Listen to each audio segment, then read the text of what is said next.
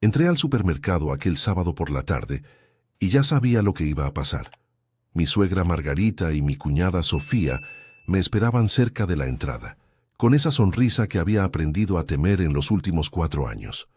El carrito estaba vacío, pero sus ojos brillaban con la misma avaricia de siempre. «Vamos a hacer una buena compra hoy, Catalina», dijo Margarita, pasando el brazo por el mío. Sentí el nudo familiar apretarse en mi estómago. En los últimos 4 años de casada con Roberto, estas idas al supermercado con la familia de él se habían convertido en un ritual de humillación que pagaba con mi propio dinero. No era broma. Era un patrón tan predecible como la respiración. Pero antes de continuar, verifica si ya estás suscrito al canal y escribe en los comentarios: ¿desde dónde estás viendo este vídeo? Nos encanta saber hasta dónde llegan nuestras historias. Margarita y Sofía fueron directo a las secciones más caras del mercado. Productos importados, carnes premium, vinos que costaban más que mi almuerzo de un día completo.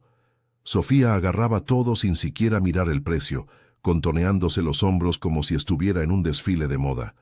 «Catalina adora gastar su dinerito», murmuraba, fingiendo que yo no podía escucharla. Margarita reía, aquella risa falsa que me hacía querer salir corriendo de allí. Me quedé algunos pasos atrás de ellas, observando nada más. El carrito se llenaba rápidamente con artículos que nadie necesitaba. Una bolsa italiana de 800 pesos apareció. Después, una jarra de cristal francés. Sofía miró hacia atrás y me vio siguiendo con los ojos. «No se preocupe, cuñada. Para algo usted gana buen salario, ¿verdad?». Ella sonrió de esa forma maliciosa que solo ella sabía hacer. Esa frase. Siempre esa frase. Como si mi trabajo, mi esfuerzo de años en un banco, existiera solo para llenar los bolsos de ellas. Mi corazón se aceleró, pero mantuve la respiración lenta. No era la primera vez. Nunca era la primera vez. Cuando llegamos a la caja, el joven atendiente comenzó a escanear cada artículo. Bip, bip, bip. El sonido continuaba, implacable, como un metrónomo de mi desgracia. La cuenta crecía. 200 pesos, 500, 700. Yo sabía exactamente qué iba a pasar cuando llegara al final. Conocía esta película de memoria. 4.047 pesos. Mi sangre se heló. No era por la cantidad, era por la certeza de lo que vendría a continuación. Margarita ya tenía la mano en la bolsa, haciendo aquel gesto de búsqueda que yo reconocía perfectamente. Sofía se ajustaba el cabello, esperando su momento de aparecer. «¡Ay, qué desastre!», dijo Margarita, con toda la naturalidad del mundo. «Me olvidé la cartera en casa». «Hija, ¿tú la traíste?». Sofía hizo la misma representación abriendo la bolsa y fingiendo buscar. «Yo también dejé la mía, pero Catalina está aquí, ¿verdad, cuñada?». Se giró hacia mí con aquella sonrisa falsa. «¿Tú pagas esto para nosotras? Después en casa te lo devolvemos». «¿Después?». Siempre después. Aquella palabra mágica que nunca se transformaba en acción real. Sentí algo romperse dentro de mí. No fue rabia, fue claridad. Pura, cristalina claridad. 4 años de noches sin dormir. 4 años de llorar sola en el baño. 4 años de entregar mi dinero a estas 2 mujeres que claramente me despreciaban. Todo eso acumulado en aquel momento, en aquella caja de supermercado, con extraños mirándonos. Miré al atendiente, después a Margarita, después a Sofía, e hice algo que ninguna de ellas esperaba. «Un momento», dije, con una calma que me sorprendió. «Necesito hacer algo antes». Me giré hacia atrás de ellas, lentamente, deliberadamente, y caminé hacia la salida. Escuché a Sofía gritando mi nombre detrás de mí. Escuché a Margarita diciendo que yo era una deshonrada, que una nuera debería sacrificarse por la familia.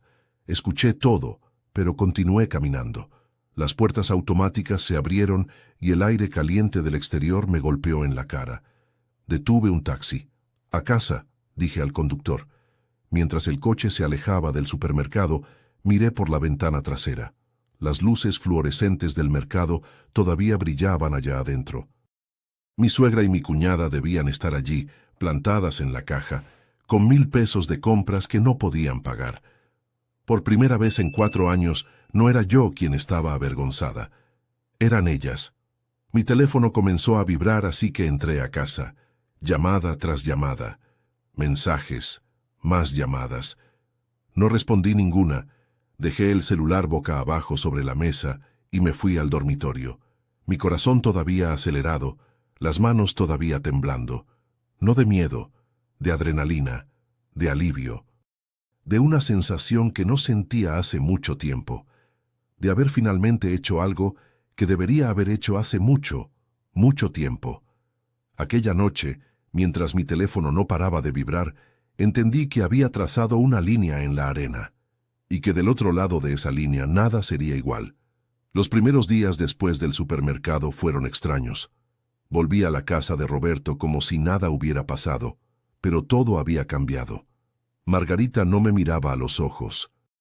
Sofía fingía que yo era invisible. Roberto, mi marido de 4 años, se quedaba confuso entre apoyar a la madre y reconocer que yo tenía razón. Eligió el silencio, como siempre hacía. Yo no me quejaba, pero tampoco pedía disculpas. Simplemente dejé de participar en las compras familiares. Dejé de transferir mi dinero a aquel fondo familiar que en realidad era la cuenta personal de Margarita. Dejé de fingir que todo aquello era normal. Lo que me llevó a aquel supermercado aquel sábado no fue casualidad. Fueron 4 años de patrones que finalmente había aprendido a reconocer. 4 años que comenzaron justo después de que mi anillo de boda entrara en mi vida. Mi nombre es Catalina. Tengo 31 años y soy gerente de operaciones en un banco importante en la Ciudad de México. Cuando conocí a Roberto en una fiesta de amigos, era todo lo que yo quería. Gentil, atento, con una carrera promisoria como abogado. No percibí en ese momento que él era también completamente sumiso a su madre. Margarita es una mujer que nació para controlar. Su esposo murió hace 15 años y desde entonces había transformado la vida de sus hijos en su proyecto personal. Roberto tenía un hermano mayor, pero él sabiamente se mudó a otra ciudad poco después de casarse. Roberto no tuvo ese coraje. 3 semanas después de nuestro casamiento, Margarita me llamó para una conversación seria.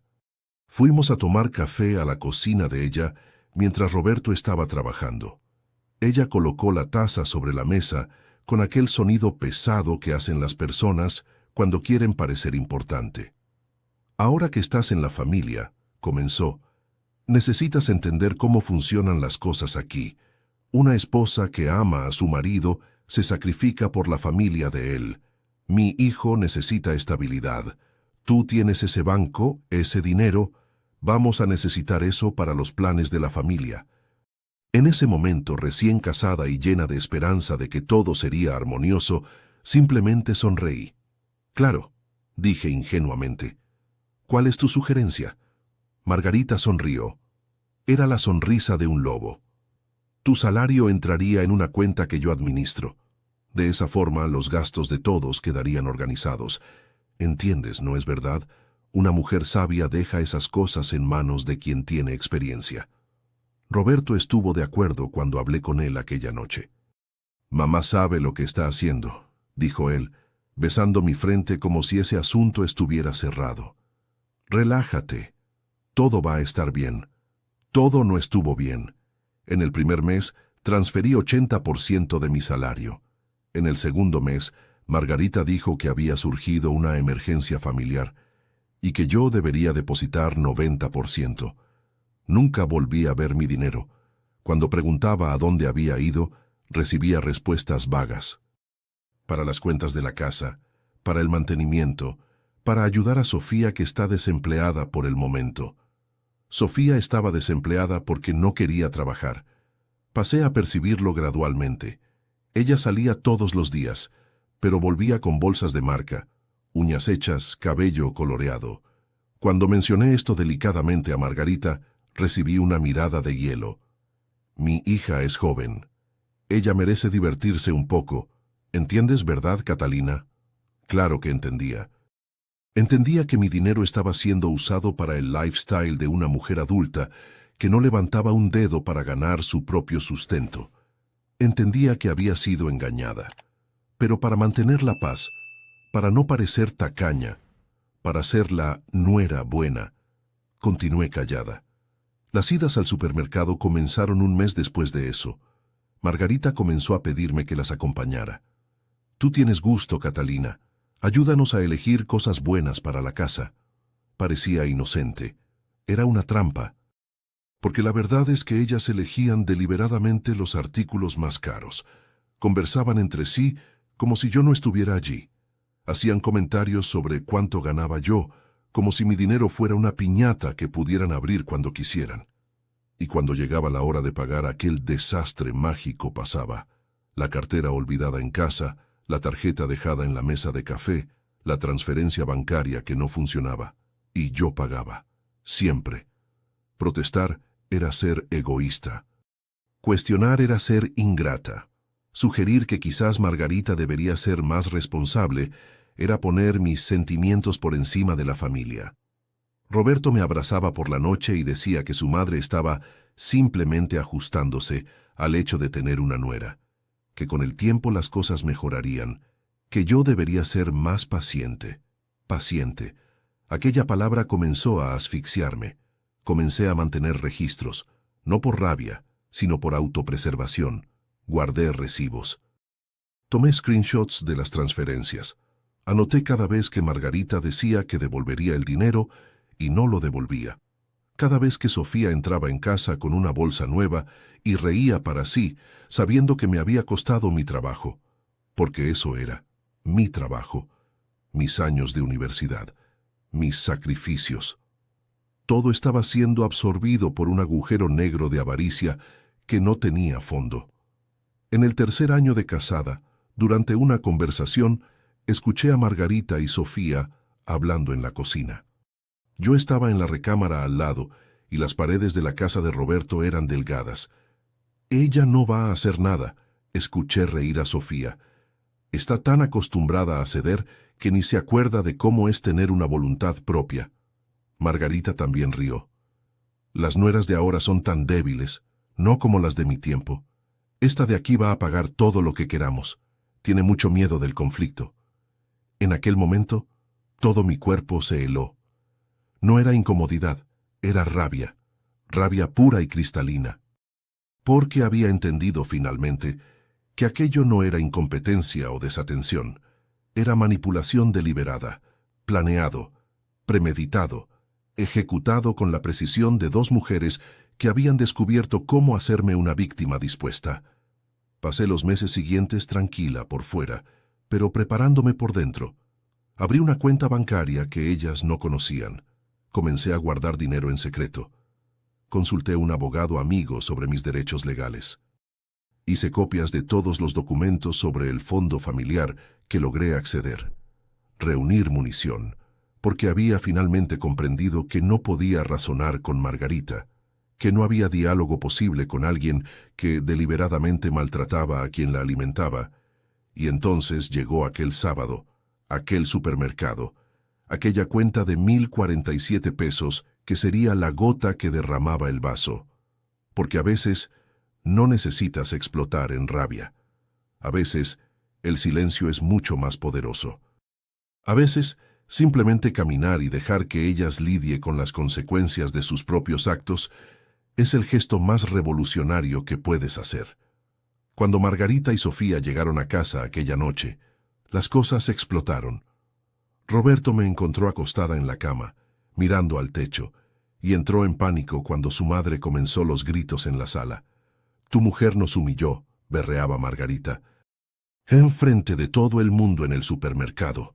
Nos dejó con una compra de 1,000 pesos, como si fuéramos miserables incapaces de pagar». Escuché a Roberto bajando las escaleras rápidamente. Escuché a Margarita contando su versión de la historia, dramatizando cada detalle, haciéndome parecer que había cometido un crimen.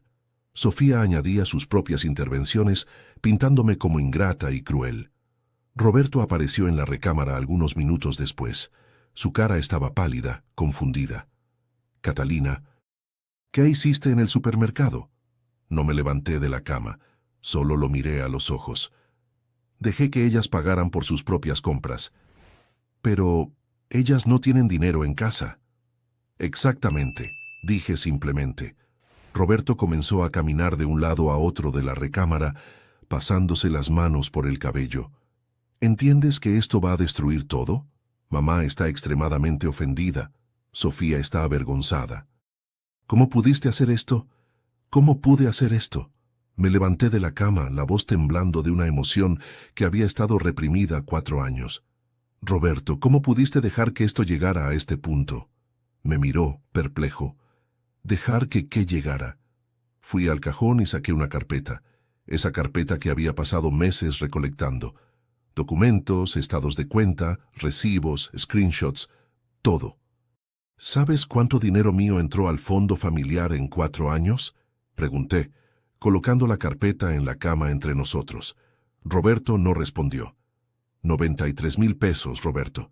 93,000 pesos de mi trabajo, de mi sudor. Transferencias regulares que tu madre nunca me informó transparentemente a dónde iban. Vi el color desaparecer de su cara cuando abrió la carpeta y comenzó a examinar los números. Página tras página de transferencias. Documentado.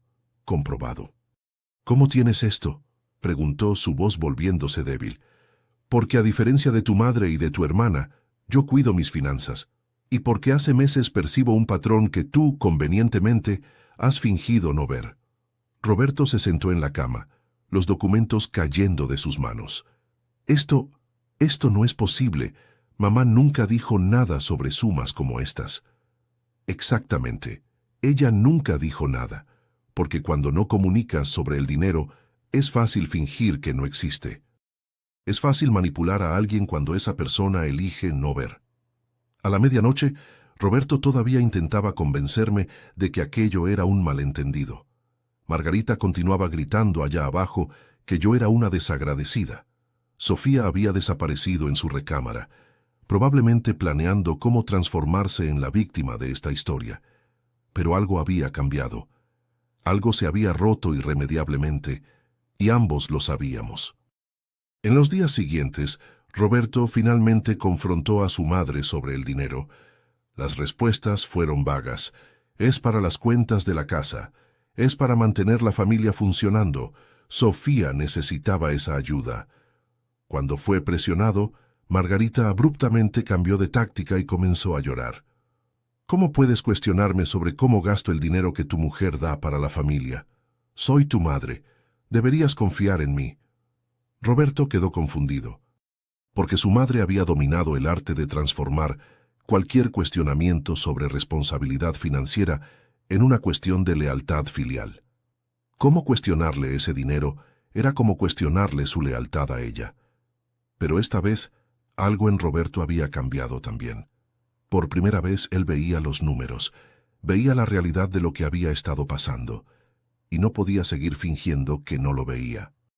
Necesitamos conversar seriamente sobre esto, dijo él para mí una noche, con un tono que yo había raramente escuchado de él. Mi madre tiene que ser responsable. Yo quería creer que él finalmente estaba asumiendo su papel de marido. Pero conocía a Roberto. Conocía aquel patrón de decir cosas correctas y luego recaer en la sumisión cuando las cosas se ponían difíciles. Sofía, por su parte, comenzó una campaña disfrazada para aislarme. Susurros para Roberto cuando pensaba que yo no podía escuchar. Mensajes para parientes contando una versión completamente diferente de los eventos. De repente, yo no era la víctima de un robo financiero velado. Yo era la villana que había destruido la armonía familiar. Una tía de Roberto me llamó y me preguntó con un tono de desaprobación, ¿por qué hiciste esto con Margarita? Una nuera no debe actuar de esa forma con su suegra. Renuncié en aquel momento de intentar explicar. Porque la verdad es que para personas como Margarita y Sofía, su narrativa siempre sería más importante que los hechos. Sus sentimientos siempre pesarían más que mi dignidad. Entonces, simplemente paré de intentar. Aquella semana, transferí más dinero a mi cuenta secreta. Consulté al abogado nuevamente. comencé a hacer planes para un futuro que posiblemente no incluyera a Roberto y su familia.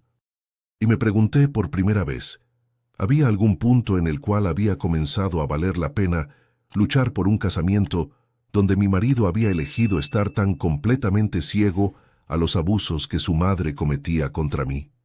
Los próximos días fueron como vivir en una casa embrujada. Todos nosotros habitando el mismo espacio, pero en universos diferentes.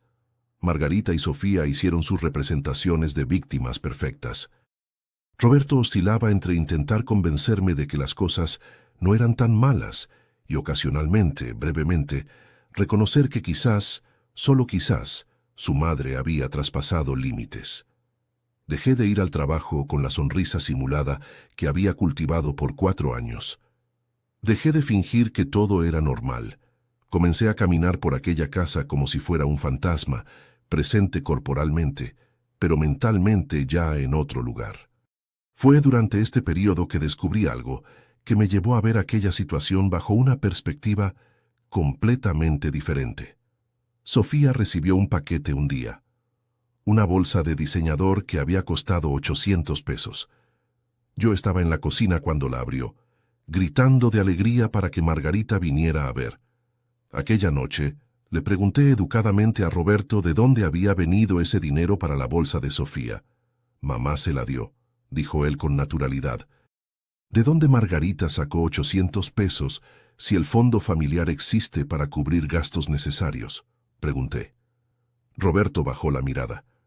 Ella dijo que Sofía merecía un regalo, que ella es joven y trabaja tan duro buscando empleo. Sofía no trabajaba duro buscando empleo. Sofía pasaba sus días en casa, viendo series en Netflix y navegando en las redes sociales. Yo había observado esto por 4 años. «Roberto, ¿ves lo que está pasando aquí?», pregunté, mi voz calmadamente desesperada. «Tu dinero, o mejor dicho, mi dinero, está siendo usado para financiar el lifestyle de una mujer adulta que elige no trabajar, mientras tú escondes tus enormes deudas de crédito». Levantó la cabeza. Yo había mencionado esas deudas antes, pero él nunca había admitido completamente su magnitud. «¿Cómo sabes sobre mis deudas?», preguntó. «¿Por qué hablas por teléfono con bancos mientras piensas que estoy dormida, Roberto?» «Porque tienes estados de tarjeta de crédito escondidos en el cajón de la mesa. Porque tu madre y tú nunca tuvieron dinero de verdad. Todo lo que yo veía como una familia normal era en realidad una estructura de fraude financiero donde yo era la mula». La palabra mula salió de mi boca antes de que pudiera detenerme. Roberto quedó blanco. Eso es muy duro, Catalina». «La verdad usualmente es», respondí. Aquella noche comencé a investigar más profundamente. Entré a la cuenta familiar usando mis credenciales de acceso que Margarita nunca había desactivado. Vi, en detalles, a dónde había ido mi dinero. Depósitos a la cuenta personal de Sofía. Compras en tiendas de lujo. Un implante dental de 5,000 pesos que Margarita se había hecho porque estaba aburrida de sus dientes. Viajes, cenas en restaurantes caros, ropa, más ropa, perfumes, un acuario de agua salada de 3,000 pesos, 93,000 pesos. No había excusa posible que justificara cómo ese dinero había sido gastado. Imprimí todo, destacé los gastos más flagrantes y esperé que llegara el momento correcto para presentar aquello. Margarita, por su parte, había escalado su estrategia psicológica conmigo. Paró de ser condescendiente y comenzó a ser afectuosa de forma falsa. Me traía café a la cama, preguntaba cómo había sido mi día, intentaba incluirme en conversaciones. Era como si aquella semana en el supermercado nunca hubiera pasado, como si yo simplemente debiera olvidar y retornar a mi rol. Sofía seguía el ejemplo de su madre, pero de forma menos convincente. Ella intentaba hacer bromas conmigo. «¿Eres tan seria, cuñada? ¿Vamos a divertirnos un poco?», como si diversión para ella significara gastar mi dinero en cosas innecesarias. Roberto estaba dividido. Sus ojos reflejaban conflicto constante. De un lado, él tenía los documentos que había visto. Del otro, tenía a la madre que lo había criado. que durante décadas había moldeado su psicología para que él nunca la confrontara.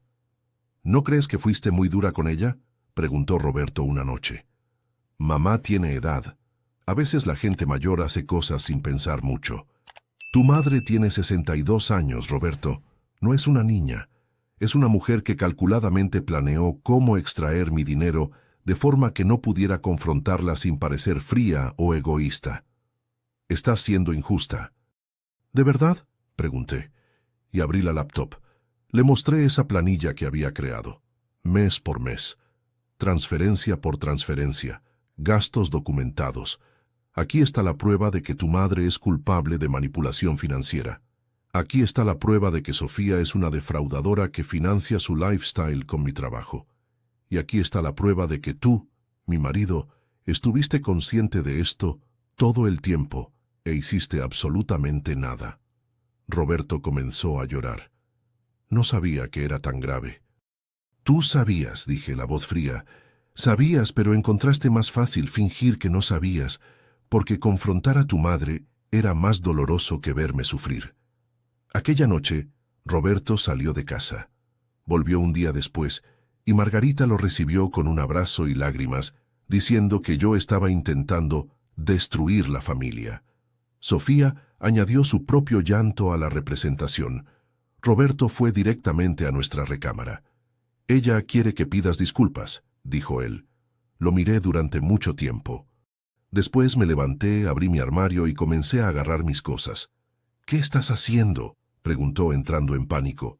Saliendo, respondí simplemente. Salí de la casa de Roberto en una noche lluviosa, cargando 2 maletas y la certeza absoluta de que había tomado la decisión correcta. No fue dramático, no había gritos, no había puertas siendo azotadas.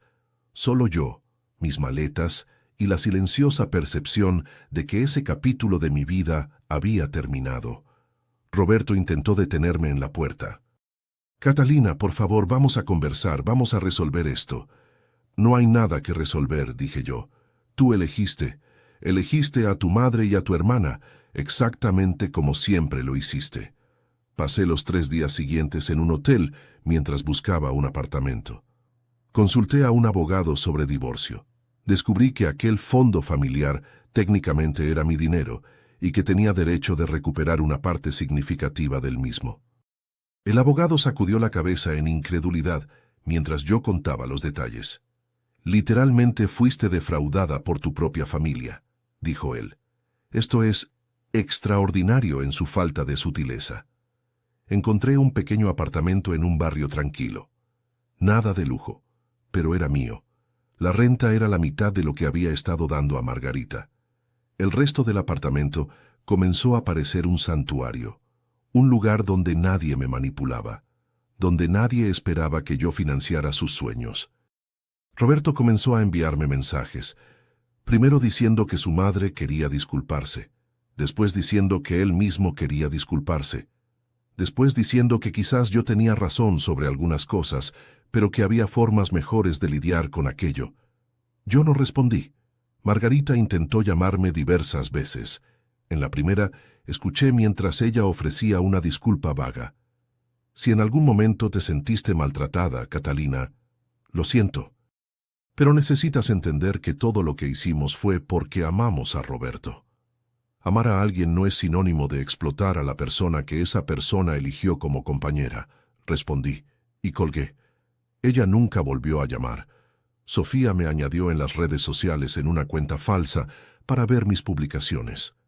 Yo sabía que era ella. Sus amigas dejaban comentarios ocasionales preguntando cuándo volvería, insinuando que aquello era una fase emocional por la cual muchas mujeres pasaban. Una semana después de mudarme al apartamento, el gerente del banco donde trabajaba me llamó para una conversación. Aparentemente, había un problema con mi cuenta de ahorros personal. Una persona intentaba acceder a ella usando mi contraseña. No necesité pensar mucho para saber quién era. Cambié inmediatamente todas mis contraseñas. Coloqué alertas de fraude en todas mis cuentas. Llamé a mi abogado e informé sobre el intento de acceso no autorizado. Están desesperados, dijo el abogado. Tu marido y tu suegra descubrieron que recuperaste tus derechos, sobre aquel fondo. Están intentando impedir que tengas acceso a nada. Pero era demasiado tarde. Yo había anticipado esto. Mi dinero estaba seguro en cuentas que ellos no conocían. Mis documentos estaban en una caja de seguridad. Mi evidencia estaba en copias físicas y digitales esparcidas en 3 locales diferentes. Había pasado 4 años siendo ignorante y confiada. No cometería ese error nuevamente. Roberto finalmente apareció en mi apartamento 2 semanas después. Él estaba delgado, con ojeras, el cabello desaliñado. Parecía que el mundo se había derrumbado sobre sus hombros. «Déjame entrar, por favor», pidió él. Lo dejé, pero solo porque pensé que él merecía escuchar la verdad una última vez. Nos sentamos en mi pequeña sala. Él comenzó a hablar sobre cómo su madre había finalmente admitido, para él, solo para él, que había tomado prestado más dinero del que había dicho. Sobre cómo Margarita quería que Roberto pidiera disculpas por mí en su nombre. «¿Ella quiere que pidas disculpas en nombre de ella?», pregunté incrédula. «Ella se siente avergonzada». «Qué bien», interrumpí. «Que sienta eso. Quizás sea la primera cosa honesta que siente en años». Roberto bajó la cabeza. «¿Entonces, realmente quieres el divorcio?» «Sí», dije yo simplemente. «¿Aún después de todo? ¿No crees que podríamos intentar nuevamente?», preguntó, su voz quebrándose. Lo miré durante mucho tiempo. Una parte de mí todavía amaba a aquel hombre. Pero el amor no era suficiente. El amor no podía reemplazar el respeto mutuo. El amor no podía arreglar una estructura donde yo había sido constantemente desvalorizada e ignorada cuando mi cuidado era más necesario. Tuviste 4 años para elegir entre tu madre y tu esposa, Roberto. Elegiste a tu madre. Y aún ahora estás aquí pidiendo disculpas en nombre de ella, en lugar de pedir disculpas por ti mismo. Eso me dice todo lo que necesito saber. Procesar el divorcio fue más complicado de lo que esperaba, principalmente porque Roberto y Margarita intentaron cuestionar mi derecho sobre el fondo familiar. Pero los documentos que había reunido durante meses fueron incontestables. La evidencia estaba allí. El dinero que había transferido estaba documentado. Y aunque Margarita argumentara que era un regalo, la ley en nuestro país era clara. Un regalo, para ser considerado como tal, debe ser declarado como tal. Las transferencias regulares por gastos familiares, que nunca eran transparentemente explicadas, eran consideradas gestión fraudulenta de fondos. Mi abogado confiadamente recuperó 80% de aquel dinero. El resto era irrecuperable porque había sido gastado. Margarita sería condenada a pagar por ello en factores de 10 pesos mensuales durante 5 años. Aquel día en el tribunal, Roberto estaba allí. Sus ojos encontraron los míos, y vi en ellos una tristeza que era casi insoportable de testificar. Pero yo no podía dejar que eso me afectara, porque si cedía ahora, volvería ese ciclo. Si tenía compasión ahora, él lo interpretaría como permiso. Margarita, por su parte, fue enviada a casa con una orden de restricción. Ella tenía que mantenerse a una distancia de 100 metros de mí y de mi apartamento. A juzgar por la expresión en su cara, habrías pensado que había sido sentenciada a muerte. Cuando salí del tribunal, pasé a Roberto en la entrada. Él llamó mi nombre. «Catalina, espera». Me paré, pero no me giré completamente para encararlo. «Estoy viendo a un terapeuta», dijo él. «Alguien que me está ayudando a entender mi relación con mi madre. ¿Cómo yo...?» «Qué bien», dije yo. «Espero que funcione para ti. ¿No crees que podríamos, quizás cuando mejore...?» «No, Roberto», respondí finalmente girándome para encararlo a los ojos. «No podríamos. Algunos relacionamientos no pueden ser arreglados. A veces necesitan simplemente terminarse para que ambas partes puedan comenzar de nuevo. Tú vas a estar bien. Vas a encontrar a alguien que te ame a pesar de tus problemas familiares. Pero esa persona no soy yo». Él me vio mientras caminaba hacia mi coche, y esta vez yo no miré hacia atrás. Los meses siguientes fueron dedicados a reconstruir mi vida. Volví a colocar mis muebles en mi apartamento. Saqué las fotos de Roberto de mis repisas. Pasé meses en terapia procesando traumas que ni sabía que tenía. Mi terapeuta, una mujer llamada doctora Reyes, me ayudó a entender un patrón que había estado presente bien antes de Roberto. Mi infancia con una madre emocionalmente indisponible, que veía mi dinero, incluso cuando era niña, a través de mesada y regalos, como algo que debería ser compartido sin cuestionar. Cómo había sido criada para creer que ser buena significaba ser invisible y complaciente. Fuiste preparada por tu historia para ser exactamente el tipo de persona que Margarita buscaba, dijo doctora Reyes. Alguien que había sido condicionada a poner los sentimientos de otras personas por encima de los tuyos. Alguien que había aprendido que protestar era egoísmo. Esa conversación fue como encender una luz en una sala oscura donde yo había estado viviendo mi vida entera. Comencé a establecer límites que nunca había establecido antes, con amigas que constantemente pedían prestado, con colegas de trabajo que querían que cubriera sus turnos, con mi propia madre, a quien finalmente le dije no cuando pidió dinero para ayudar a un primo. El no es una palabra poderosa que había negligido durante 31 años. 6 meses después de que el divorcio fuera finalizado, una noche recibí una llamada de un número desconocido. Era Sofía. Ella tenía una voz pequeña, tímida, bien diferente de aquella mujer que yo había conocido. «No vas a creer lo que pasó», comenzó ella. Esperé. «Mamá». Ella descubrió que yo estaba usando sus tarjetas de crédito sin permiso, varias de ellas, por casi un año. Catalina, gasté 40,000 pesos que no eran míos. Imaginé a Margarita descubriendo eso. Imaginé la dinámica entre ellas cambiando tan drásticamente como había cambiado entre ella y yo. «¿Por qué me estás contando esto?», pregunté. Porque tú tenías razón sobre mamá. Tenías razón sobre todo. Y estoy pidiendo disculpas. Realmente estoy pidiendo disculpas». Escuché las lágrimas en su voz. Ella estaba en pánico financiero ahora. Amenazada no solo por su madre, sino por el banco también. Sentí una compasión inesperada germinar en mi pecho. Sofía era una víctima también, de forma diferente a mí, pero una víctima de todas formas. «Tú necesitas buscar a un abogado», dije yo, mi voz suave pero firme, «y necesitas comenzar a trabajar, realmente trabajar, tener responsabilidades financieras. Yo sé. ¿Tú crees que yo pueda cambiar?». Hice una pausa. La Sofía que conocía había sido intencional en su egoísmo. Pero quizás, solo quizás, había una oportunidad para ella también de reiniciar. «Sí», dije yo finalmente, «creo que puedas, pero ese cambio tiene que venir de ti. No puedo hacerlo por ti». Esa fue la última conversación que tuve con Sofía. Un año después de salir de la casa de Roberto, yo había reconstruido una vida que era completamente mía. Mi apartamento, que había parecido vacío al principio, ahora era un santuario. Paredes pintadas en tonos que yo gustaba, muebles elegidos por mí, plantas que yo regaba con cuidado.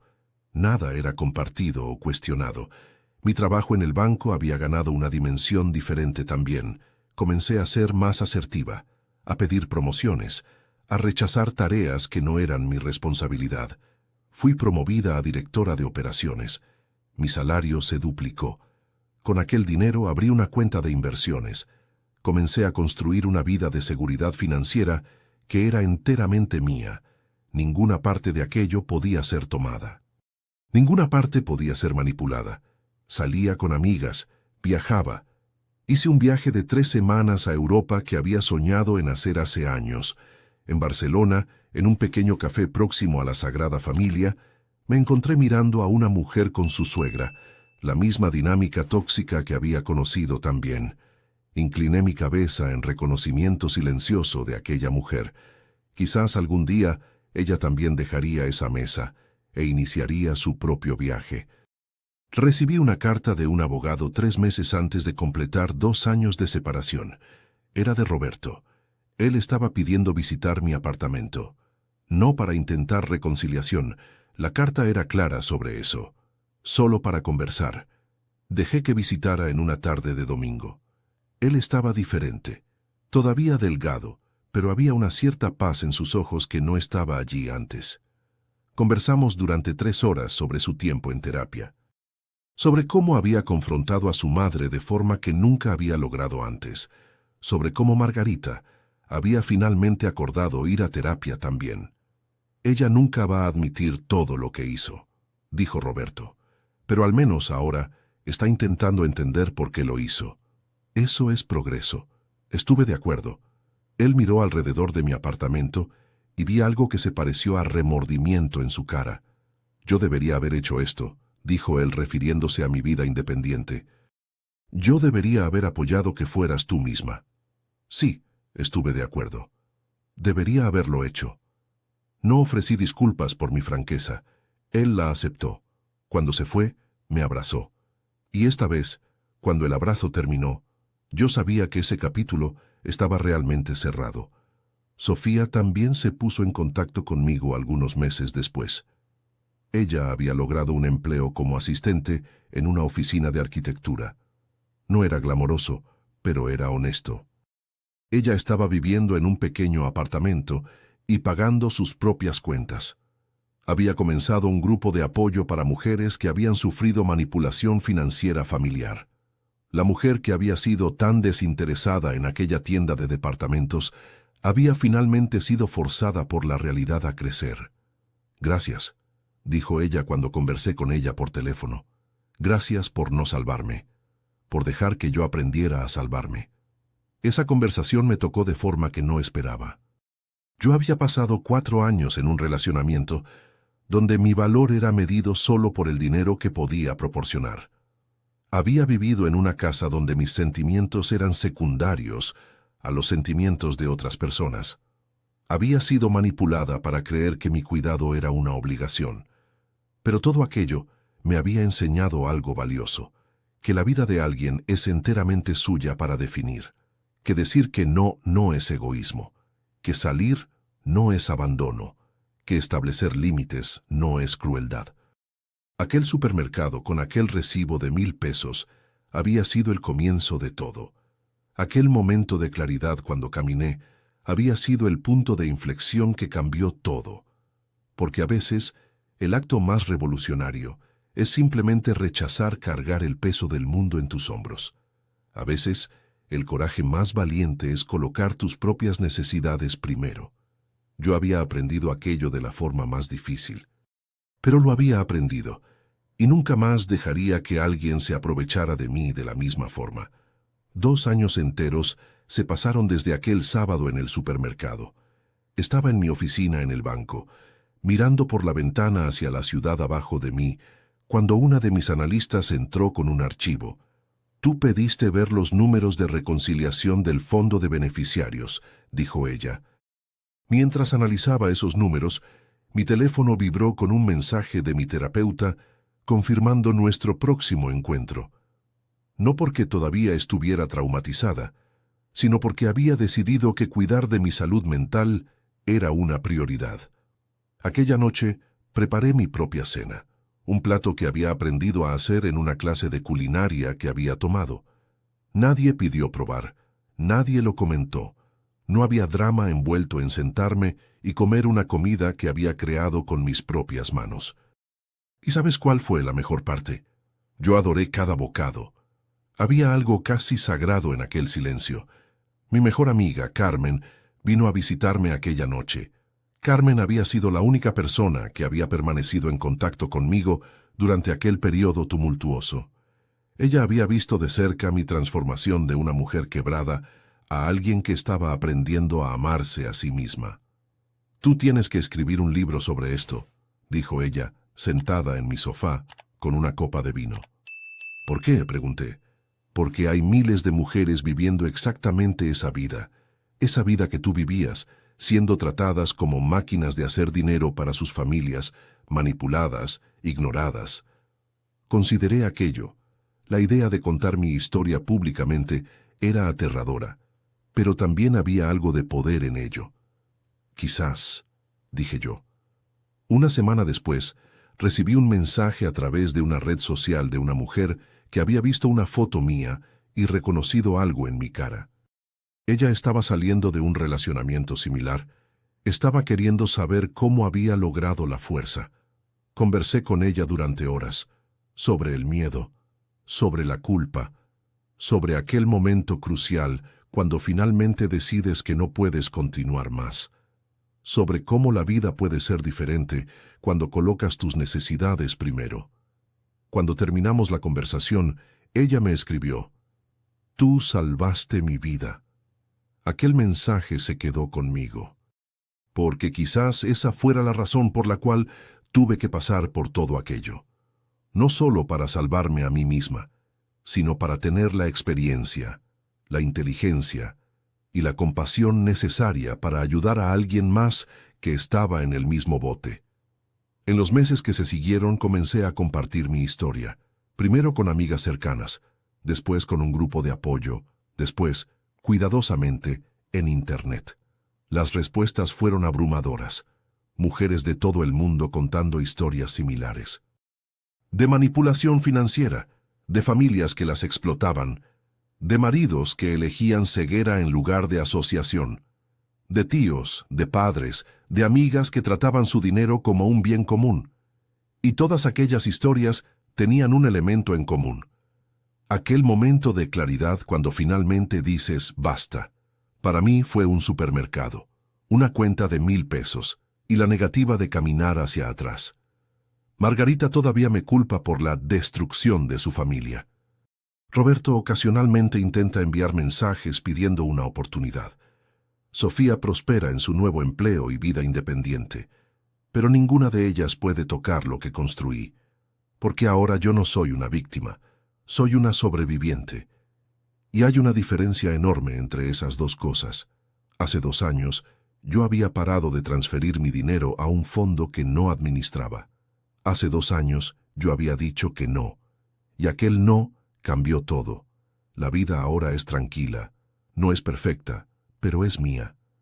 Cada peso que gano es mío para gastar o ahorrar como elijo. Cada decisión que tomo es mi responsabilidad y mi celebración. Volví a aquel supermercado algunas semanas atrás, solo para ver si sentiría algo. Caminé por los pasillos que una vez había temido. Vi otras mujeres con tarjetas de crédito, con hijos, con suegras al lado de ellas, y me pregunté cuántas de ellas estaban en aquel supermercado contra su voluntad.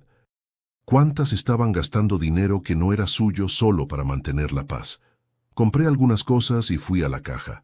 El total fue 340 pesos. Pagué con mi tarjeta, sin pestañear. El joven atendiente preguntó si había un cupón que quisiera usar. Negué con la cabeza. «Está bien gastar sin cupón también», dijo él con una sonrisa. Sí, estuve de acuerdo. Está bien gastar sin cupón. Está bien gastar mi dinero como yo quiero, porque es mi dinero. Esa frase, tan simple, tan obvia, tan elemental, había tomado 4 años para yo aprender. Ahora que lo sabía, nadie en el mundo podía quitármelo. Ahora, si te gustó esa historia, clica en suscribirte y dime en los comentarios cuál parte te dejó con la quijada caída. Y no olvides convertirte en miembro para tener acceso a vídeos exclusivos que no publico aquí. Te espero allá.